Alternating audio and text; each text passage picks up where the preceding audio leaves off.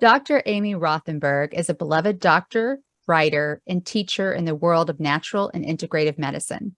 She is also a cancer survivor and thriver, whose book, You Finished Treatment, Now What? A Field Guide for Cancer Survivors, creates a roadmap to help navigate survivorship years. Dr. Rothenberg, thank you so much for coming on and sharing your story. You bet. All right. So I know that you've been a doctor much longer than you've been a cancer survivor. So I would actually like to start there. Can you take us back? Did you always want to be a doctor? Like, where did that begin? Yep. It's a kind of interesting story. I did always want to be a doctor. I was one of those kids who kind of had that in my mind. But early on in life, I was just humming along with a very sort of blessed and charmed childhood. My father died in his sleep when I was 12 of a heart attack. So that was a big shock and loss and grief, of course, to our family. And a couple of years later, my mother was diagnosed with breast cancer and died a couple of years later when I was 16. So there I was, 16, no parents. Oh my gosh. I think in hindsight, she had a genetic mutation. They weren't looking for those in the 1970s. But she put up a good fight. In the end, she died from her illness. And I got disillusioned with the whole world of medicine and the whole concept of being a doctor because medicine had not really helped my parents in a significant way. So I went into other areas. I was very interested in biology. I was very interested in plants. I was interested in ornithology. I was kind of diverse interest, and I always loved to write. Dabbled a little bit with journalism, and I kept getting pulled back to the human sciences, nutrition, anatomy and physiology. And I sometimes you just have to go where the world takes you, whatever you believe in, God, nature, the universe. One of the jobs that I had as part of my undergraduate education at Antioch College, which is a school that emphasizes the co-op program, was in Portland, Oregon. And I happened to fall into a household there with 3 naturopathic doctors when I was just 19 years old. And I had never heard of it. I thought it was something about trail maintenance or something like that. I really just didn't know. But the first night sitting at dinner with them, and they were at the time a first, second, and third year student, and they talked about their draw to natural medicine and what their experiences were in naturopathic medical school. I felt like I was struck by a bolt of lightning. This is your path. This is what you're supposed to do. So very early on in life, I got a good, strong message, I guess you could call it, and with wonderful people, went back to Antioch, finished up my prerequisites, and arrived at naturopathic school a couple of weeks after graduating from college. And I sort of never looked back. I did meet my husband the first day of naturopathic medical school. I will say that. Also some kind of divine intervention, although we did not get together until the very end of our 4th year. We did meet the first day. And really? Yes, oh, okay. Why? with other people, during Oh. those years. We worked out a lot of the, stressful stuff before we were even together, which is good. And we've been married now. And I know exactly how long we've been married because we graduated medical school on a Saturday and we got married on Sunday. The next day? 1986. So yes, we just celebrated our 36th wedding anniversary, and Wow. going strong, 3 kids later, and a wonderful practice together, and also working in the world of advocacy to promote the integration of natural medicine into conventional care. I think patients want it. I think the research is strong to show that preventive medicine is way better than treating, and that we can use natural medicine side by side with almost any conventional care. And with regard to cancer, that means using natural medicine to help enhance the efficacy of conventional care, prevent or address any side effects that arise. And then the focus of my book, which is really about mopping up after conventional care and shifting the internal environment to be less hospitable to further cancer. Wow. Okay. I love it. I can go in so many different directions, but before we dive into your cancer journey, is there a particular patient or someone who really stands out to you in all the time that you've been a naturopathic doctor? Oh my goodness. I've treated thousands of people over my career. I've had that blessing to have that opportunity to work with people. I think the person I'm thinking of that comes to mind right away is actually a mother who's now a grandmother.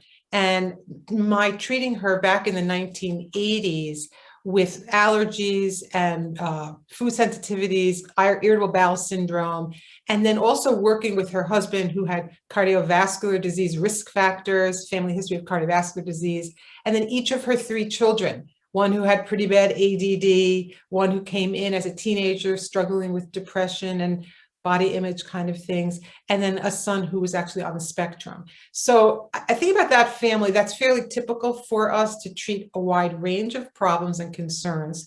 In the last years since I was sick in 2014, I would say that I am treating more people who are in cancer treatment and afterward, just because I have quite a lot of street cred, if you will, having gone through what I went through. But I do have a family practice. I enjoy treating people of all ages. And I will mention a patient I had just this week was a woman who's 97 and came in because she was having problems with cold sores, which is not such an uncommon complaint. But boy, sitting with her, I had things I could help her and offer her, but I just felt like, wow, I have so much more I can learn from her. 97, she's seen so much. She's raised a family, been through the revolution of many of them. I have so much to learn from her. So that was really a pleasure, just sitting with her and getting to know her a bit. And then, of course, also hopefully helping her with her cold sores. Well, thank you for sharing that. I love that you treated an entire family with very different issues. Interesting about that is that when you have the opportunity to work with the whole family, you first of all, you can start to see the genetics in play and what things are running down the family tree. You can also start to see what are the habits and the lifestyle choices made in a family. We know we are a product of our genetic inheritance, and then all of the choices that we have made and the environment that we are raised in. And so I love working with young families and helping getting them on a good path in terms of eating well and remembering to have family time and time to connect socially with the people that you love, getting exercise, not being sedentary. I mean, there's so many things to talk about. And then also to work on the preventive medicine approaches pertinent to your genetic inheritance. If everybody in your family has heart disease, you have more of a chance of having heart disease. And here are the things you can do to proactively prevent it. And the same is true for cancer. So I would say that preventive medicine is really the way to go. And I think in terms of public health, there's more and more appreciation of that, particularly vis-a-vis COVID, when we understood that people that had underlying diseases, diabetes, heart disease, history of cancer, were more susceptible to both getting COVID and having worse outcomes. It was sort of the bell ringing around, we have to address chronic disease, being overweight, another risk factor, things that are modifiable for most people, and just really giving people that information that your underlying chronic health actually affects your susceptibility to all kinds of acute and viral illnesses. So we have a lot of work to do, and we hopefully are going to get there sooner than later. You're so interesting. You are so interesting and fascinating. I have another question because you went there, so I want to take it a little further, and we can always cut this out if you like.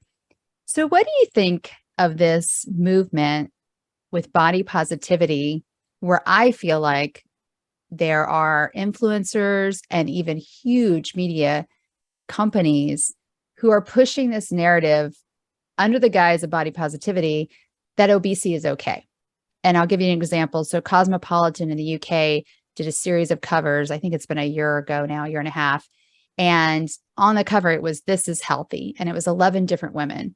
3 of those women were obese. I took issue with it. I had a problem with it when obesity is linked to 13 different cancers. So what is your take on that?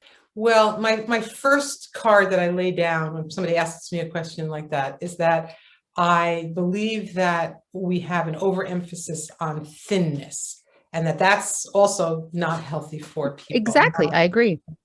Disordered eating, which is so prevalent, starting at younger and younger ages in boys and in girls and non-binary people. We know that obesity is a risk factor for so many illnesses. Can you have an individual person who's quite overweight, who's healthy?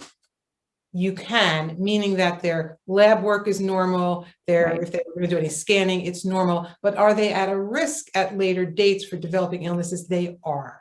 So I try to couch it all in, we just want you to be as healthy as possible. And here are the things you can do to, what are your health goals? Try to figure out what the people coming in to me as a doctor are, what are their actual goals? I'm not going to push anything on somebody if they don't want it. It doesn't work. I agree. And we know that the diet industry is also super toxic, and yo-yo dieting is probably worse than being just overweight, if you know what I mean. Yeah. Going up and down 30, 40 pounds is probably worse than being at a heavier weight all the time. So there's a lot of ways to answer that question. I appreciate the question. I tend to agree with you. And I think that people are not always informed about the role of being overweight in chronic health illnesses. I feel like that's part of patient education, public health education. And in every state, there are movements for, more movement in children, healthier school lunches. They don't all get to these goals, but they're articulated goals, and they're good goals. And we know that obesity is also something that comes down the genetic pipeline. And we know that there's a whole world of obesogens. Obesogens are things in the environment that impact our capacity to attain and maintain a healthy weight. They're hormone disruptors. Oh, yes. I have a whole chapter in my book about this. Interesting. Because it's related to the toxic environment that we find ourselves in, between the water, the food sources, the air. Many of these things we can control, such as our personal care products, cleaning products in the home. Hopefully more and more people are living in areas where they have access to healthy and organic foods. We know that organic food is better than not organic food in terms of nutrient content and less pesticides, insecticides, growth hormones, etc. So when we talk about obesogens, it's everything from the plastics that we drink our water from to sales receipts at stores. There are all kinds of chemicals that we know put people at risk for certain illnesses, including being overweight and definitely including cancer. So we can't control everything because we're just our individual person living a life, but we can control the things we can control, we should. And the things we're not sure about, I often really promote the concept of the precautionary principle. If you're not sure it's good for you and you might be bad for you, why don't you try to sidestep it? Yeah. For those people who have the bandwidth, honestly, the bandwidth, the energy, the time to work on environmental issues that impact the kinds of chemicals that we have in the environment that impact health, more power to you. And thank you for those efforts. I sometimes go into the pay and pray mode because I don't have time to join that committee or go to that. We have to address our environment because it's impacting our health quite a bit. Oh, okay. I've never heard that phrase before. All right. Okay. Let's get back to you. Where did your cancer journey, and I know journey is not the best word, but it's kind of my default word. Where did your cancer journey begin? Did you have any signs or symptoms? Take us back there. Well, my mother died of breast cancer at 50. She was diagnosed at 48. So that's where my story really began. Yeah. My sister, who was 4 years older than me, had had breast cancer 3 times and ovarian cancer before I was diagnosed with breast cancer at age 54. And when I was diagnosed, they said, well, it's early stage, you just need lumpectomy and a little radiation. I said, no, we're going to remove both my breasts because I've seen what my sister has gone through, and we might not have that gene. We had tested negative for anything really, but we certainly have something, and I don't want to be revisiting this in a few years. So I had a double mastectomy. Before that, did you have any symptoms though? Like, did you feel a lump? I felt, in fact, my husband and I are very avid ballroom dancers. And on December 31st, between 2013 into 14, we were out at a ballroom dance party. I did not sit down for one dance. I danced straight through from 10 to about 4 in the morning. Oh my God. That's Came awesome. home, slept till about 9. When I woke up, I found a lump in my breast. I had never felt better, looked better, more energy. Literally, I had no symptoms of anything. I would say perfect health, if there's such a thing. But you felt it. My breast, I knew it was not a good thing. I'd had mammograms, regularly, never had a callback on a mammogram, did not have fibrocystic breast, had no other risk factors except for my family history. I never smoked, I never overdrank, I've nursed several children for many years. I just did everything that is sort of supposed to make you less susceptible to developing breast cancer. Found the lump, was diagnosed the next day, or had a biopsy the next day, diagnosed a couple of days later, early stage. had the breast removed, had 4 rounds of chemo. There was a little bit of lymphovascular invasion on the tumor itself, though my nodes were negative. Had about 28 radiation treatments to my chest wall. In the process, they asked me to get genetic testing, which I had done 2 years prior. I said, I was just tested. They said the test has gotten better. Right. Lo and behold, I do carry the BRCA mutation. So glad I had both breasts removed, because I would have had to go back to get the other one left behind. My doctor said, well, why don't we wait a year? You recover from the breast cancer. And I just want to parenthetically say that I did quite well going through the breast cancer. People can read about it. I blogged extensively on the Huffington Post. If you type in my name, Amy Rothenberg, Huffington Post, 2014, you can follow my trip through surgery, chemotherapy, radiation, genetic testing. I wrote about it quite a lot. And what I was writing about was how to use natural medicine to enhance efficacy, prevent side effects, address side effects that arise, and then mop up afterwards. So they said, let's wait a year and we'll remove your ovaries, is what you do when you have a genetic mutation. Right. Like Yeah. And I was complete with I completed my breast cancer treatment in July. And I said to them, this year has not been that good. I don't want to bring it into next year. As soon as my hematocrit hits 36, let's go for it. Because my blood counts had gone down with treatment, Right. of course. Sure. I went in to have a complete hysterectomy in July, and cancer was found on both ovaries. What? Exactly. In some ways, the breast cancer, saved my life, because there was stage 1 ovarian cancer with clean margins, negative nodes, a clean abdominal wash. In fact, my sister had something quite similar some 5 years before. 5 years before the standard of care was complete hysterectomy done. In that ensuing 5 years, it became more like we take no prisoners, have about 12 more rounds of chemo. So I had my last round of chemo for ovarian cancer on January 2nd, 2015. It was sort of perfect bookends to this not very good year. I did pretty well, but by the end I was pretty shot. I did say to my husband at my last chemo, okay, honey, in 6 months, we're doing our first triathlon. And he looked at me like, we are? I was like, yes, I need something else to focus on. I need to get back into the gym. I need to have a goal. Yeah. So we all, the 3 kids, the partners, the siblings, we all came, about 20 of us, and did a triathlon about 6 months later. And in fact, I'm doing another one in 2 days. So I've stayed true to every year doing a triathlon.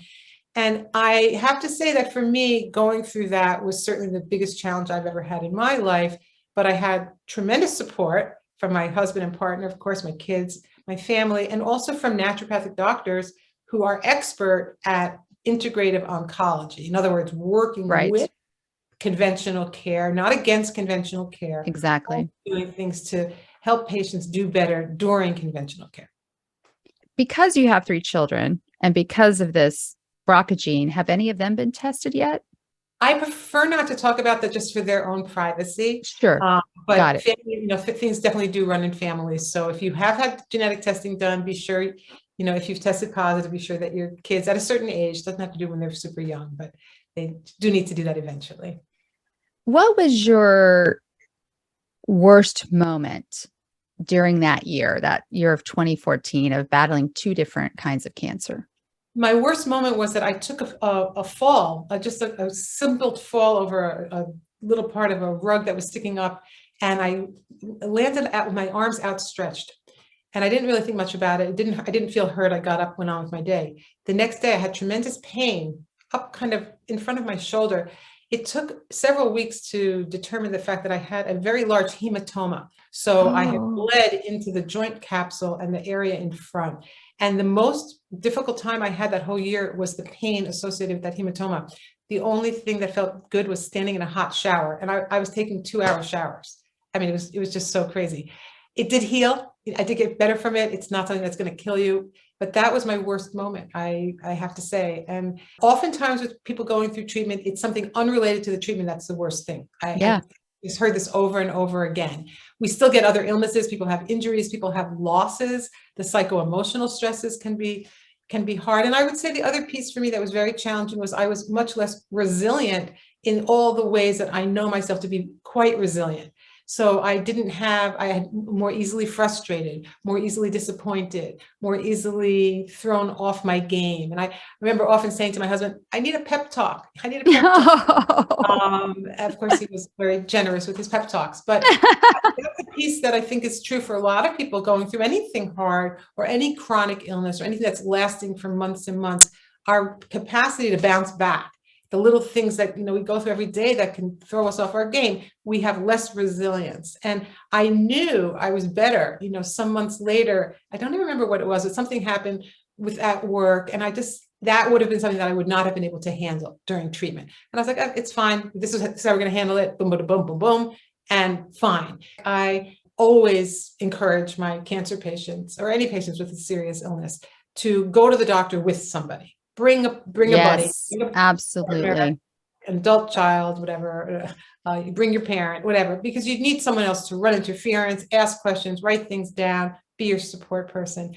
I knew I was better when I said to my husband, probably about 6 months after my care was complete, and my care is 2 hours away in Boston. I can go myself. I can drive myself. I'm fine. I knew that was a milestone. Yeah. Yeah. To be able to take myself and not need that psychological support. What was your best moment? My best moment was probably getting chemo, sitting in a large room with, a lot of other people getting chemo. I was listening to some music on my headphones. My husband and I were there together. He came with me to most every one of my infusions. And we just started doing some ballroom dance in the middle of that chemo suite. You did? What kind of dancing? What was it? The salsa? Was it the nightclub? It's called a nightclub two-step. It's okay. It's a common, lovely, slower dance you can do in a small space. That was a high point. I love that.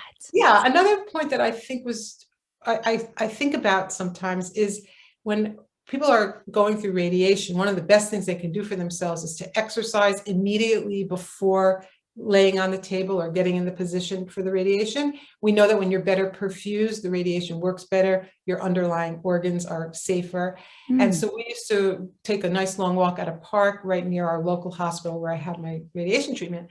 And I would get on that table perspiring, really perspiring. And there was always women in that situation setting me up and lighting me up just right, using my tattoo that I had between my breasts and getting my neck shoulder pillow just right. And they would put a band around my ankles so that my legs kind of flopped out gentle like that. And I remember just reorganizing my understanding, my thinking about the radiation experience, that this was a spa experience. And I was just going to breathe into it. And I'm like doing my deep breathing and meditating. And these nurses or techs, they just got such a riot out of my reframing this. And I also never wore a hospital gown. I bought a big, beautiful sarong that I had, and I would wrap it around myself. Oh, I love that though. Because these things matter. Yeah. Control what you can. I love it. What is one thing that you wish, even with all of your knowledge, that you wish you had known at the very beginning of your cancer journey? I wish I knew that I was going to be going through it twice. Okay, fair enough. Budgeted a little bit better, psychological budgeting, if there's such a thing. I had been through cancer treatment with my sister so many times and with scores and scores of patients. So I pretty much knew what was coming down the pike. I did not go in blind. Right. I had a good sense of what things were going to be.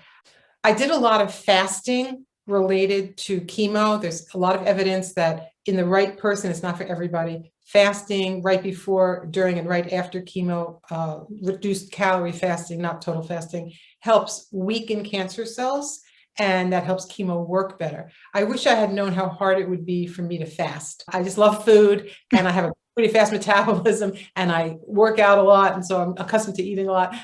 But I was committed to doing the fasting, and I found that very challenging. Although it's also known that people who use that during a fasting mimicking diet during chemo tend to have less side effects. And I definitely had, I think, pretty low in terms of side effects, how they can go during my care. I like the fasting mimicking diet where, like you said, it's not a total fast, but I try to do it once a quarter. I don't always succeed, but I like it. I have a whole chapter in my book on diet, and it's about what to eat, but also when to eat. I am a huge fan of the elongated overnight fast as a form of fasting mimicking diet. So I'm not rigid because I really try to not be rigid, but whenever I stop eating at night, either dinner time or I might have a snack at 8 or 9, I look at the clock and breakfast is going to be 14 hours later. Yeah. A lot of this 14 hours comes and I'm not hungry. If I'm not hungry, I don't eat. And this allows our body the opportunity, because it's not focusing on digestion, to Right. take care of other things, particularly immune function, particularly the part of the immune system that goes after wayward cells, some of which are cancer cells. So lots of good evidence about the fasting mimicking diet and the prevention of cancer. And if you could only do one thing to improve healthcare in the US, what would it be and why? I would make mandatory exercise part of every K through 12 education program every day. I love it. I used to teach PE Oh, you did? to elementary school children. Yeah. Oh, well, bless your heart. That's the most important thing you can do. Being sedentary is worse than smoking. We know that for your health. And habits are hard to form. So if we form the habits when people are younger, they will tend to take them into their teen and adult years.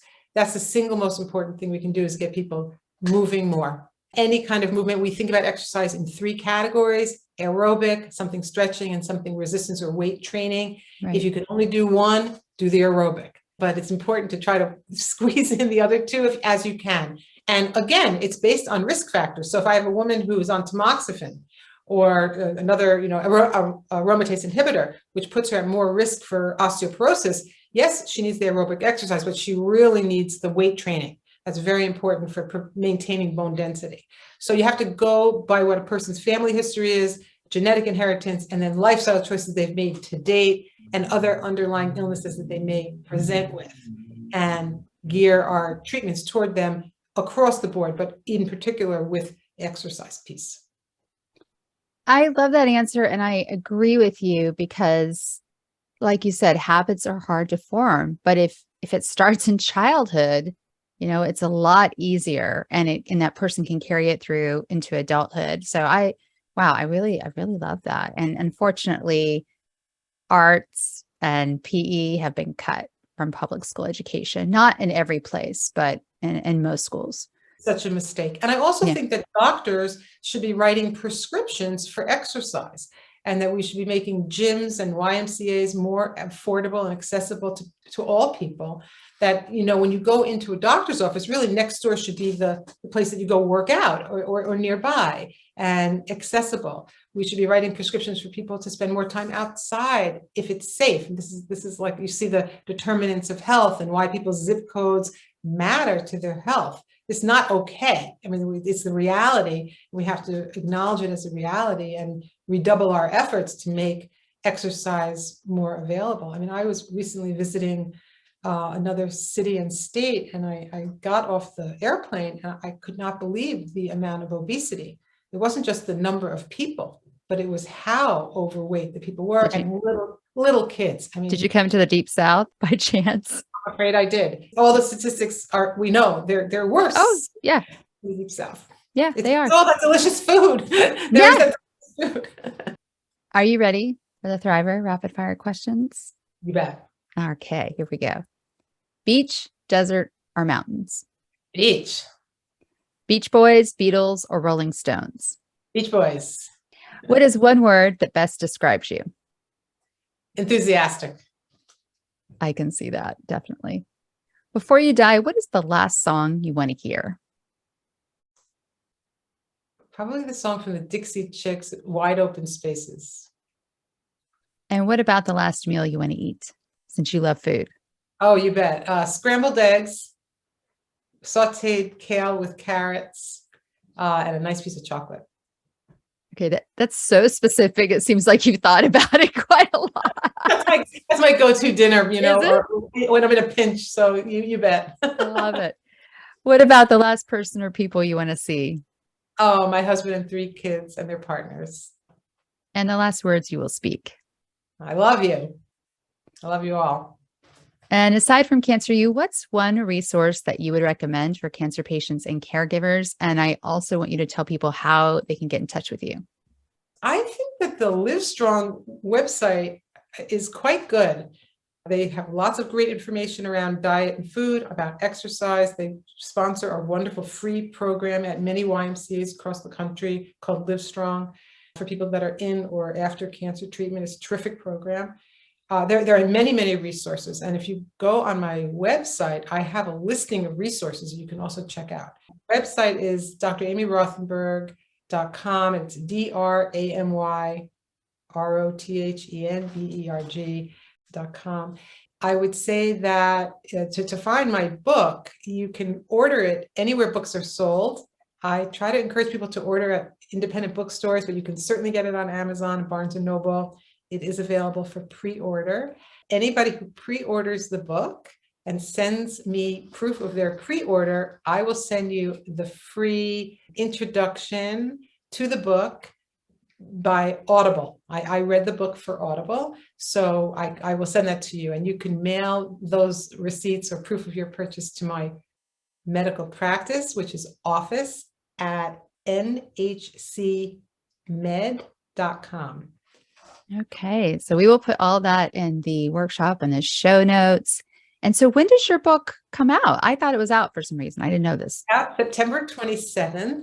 Oh, very exciting news. Yesterday, a patient called me. They were like, have you seen your book on the upcoming Amazon books on the topic of cancer, which I didn't even know was a thing. Yeah. It was number 11. That's awesome. Oh, That's then it's going to keep going up. It's going Very to keep going excited up. about it. I'm not even sure how to make that algorithm, but yeah, if you read the book, if you can put a nice review on Amazon, that's always helpful. I think the book will help a lot of people, especially people who are suffering and struggling with symptoms they have left over from conventional cancer care. Many approaches are life-saving, they are curative, and yet you're left with lymphedema, peripheral neuropathy, fatigue, brain fog, lack of satisfaction with intimacy and sex, etc. So I talk about the natural medicine approaches to the common things people have after care. And then the rest of the book is devoted to how to really shift your internal environment to be less hospitable to either new cancers or metastatic disease. So it covers quite a bit of ground, but there's a lot of me in the book. I tell a lot of patient stories. I try to make it accessible and not overwhelming. And you can read this book in any order you want. You can flip-flop through chapters. You don't have to read it in order. Which Do you share your story in the book as well? I do. I mean, not every gory detail, but there's a lot of me in the book and a lot of examples and some funny examples. There's something with cancer survivors, which is called somatosensory amplification. In other words, you're actually fine, or maybe you have a few things, but any little symptom you get, you think, oh, I wonder if that's cancer. Oh, I wonder if that's cancer. You know, you get a little gas and bloating. Oh, do I have cancer? It's very, very common. And for some people, it's limiting in their life and it's impacting their health. One day I was in the house several years, 3 or 4 years after cancer care. And I came around the corner and I whacked my head into the door jamb. Don't even ask me how. I don't know how. And I got a big egg on the side of my head, and I got the ice on it, whatever. I don't think I was concussed. It wasn't that bad, but it was like a pretty bad head pain. And the next day I had a headache. I'm not a headache person. I don't get headaches. I had a headache and I was laying in bed. I said to my husband, oh my God, I hope I don't have brain cancer. I mean, and it was so ridiculous. We both started laughing because it was so ridiculous, Right. But there it is. And you knew why you had the headache. You knew exactly why I had the headache. Yeah. Exactly. So that's why, I have a whole chapter in the book on the head game and why it's so important to be in control of our head game, our emotions, have things we do on a regular basis to bring us to a balanced state with more equanimity and not going too high with the highs or too low with the lows, and having a place to come center and to be present in the world from that centered place. So we're not pulled in every which way. Gosh, that's a great example. I'm so glad you shared that. Thank you so much for coming on and sharing your story, and also sharing your expertise. You bet. It's really my pleasure. Thank you so much for having me.